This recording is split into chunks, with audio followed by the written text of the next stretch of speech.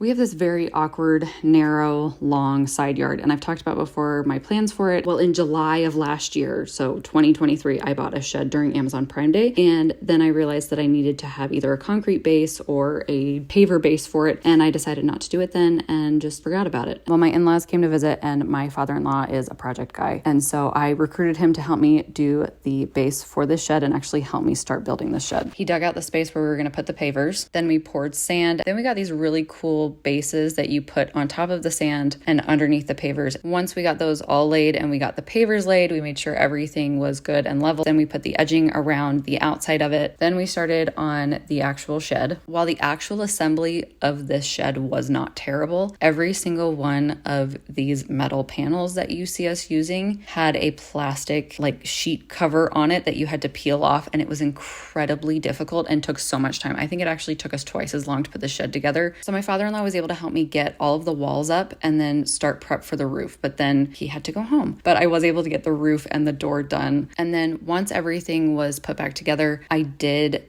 then secure the shed to the base. The shed is 5.5 feet wide by 3.5 feet deep, and it fits our bikes, which I'm super excited about, and it locks, which is awesome. I do have a couple more things I'm going to do out here before we leave, so stay tuned for that. I have linked everything on my LTK and Amazon storefront.